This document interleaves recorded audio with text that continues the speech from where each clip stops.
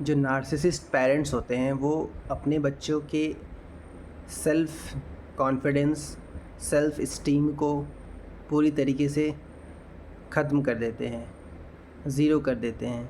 इसलिए वो बच्चा अपने लाइफ में कुछ भी अचीव नहीं कर पाता।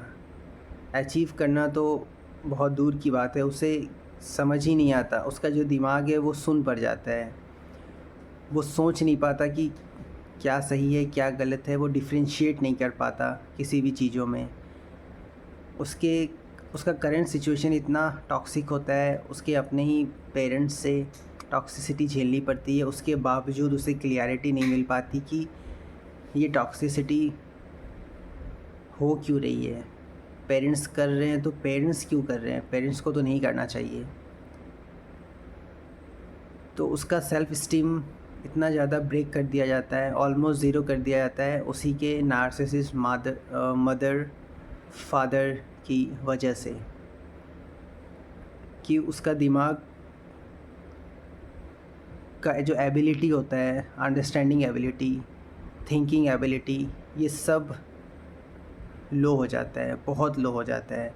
जिस वजह से वो ये जज नहीं कर पाता कि उसके साथ हो क्या रहा है। अगर आप जज नहीं कर पाओगे आपके साथ क्या हो रहा है, आप समझ नहीं पाओगे, तो आप वहाँ से निकलना भी चाहोगे तो निकल नहीं पाओगे, क्योंकि आपको पता ही नहीं चल रहा है, आपको क्लियरिटी ही नहीं मिल रही है। और जब तक क्लियरिटी नहीं मिल रही आप एक्शन कैसे ले सकते हो।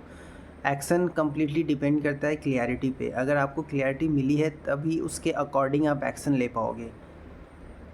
आपको क्लियरिटी ही नहीं मिल रहा तो आप एक्शन कहाँ लोगे, किस डायरेक्शन में लोगे, क्योंकि आप ऑलरेडी ट्रॉमेटाइज हो, आप ऑलरेडी बहुत बड़े फ़ियर में हो, आपके अंदर बहुत ज़्यादा फ़ियर है और उस फ़ियर के बेसिस पे एक्शन लेना पॉसिबल नहीं होता। इसलिए आपको ये जो नार्सिसिस्ट फादर मदर होते हैं ये बच्चे को पूरी तरीके से ख़त्म कर देते हैं कि ये अपनी ज़िंदगी खुद के एबिलिटी पे जी नहीं सके। अगर आप में एबिलिटी नहीं है खुद की लाइफ को जीने की, खुद आगे बढ़ने की, तो आपको हमेशा किसी न किसी पे डिपेंड रहना होगा। तो इस तरीके का सिचुएशन, इस तरीके का ट्रॉमा आपको आपके नार्सिसिस्ट फादर मदर देते हैं ताकि आप उनसे दूर ही ना जाओ और उनका फ़ायदा तब तक होता रहे जब तक कि वो ज़िंदा है और आपको कभी क्लियरिटी ही नहीं मिल पाती कि मेरे ही फादर मदर ऐसा क्यों कर रहे हैं। इसलिए वो बच्चा ऑलमोस्ट डेड हो जाता है। वो उसके लाइफ में बस जो भी वो गिव अप कर चुका होता है, उसके लाइफ में जो भी आ रहा होता है उसको बस झेल रहा है।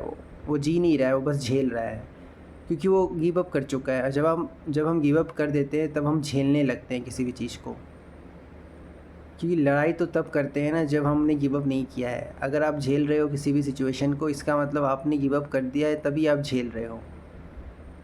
तो बस वो झेलने लग जाते हैं।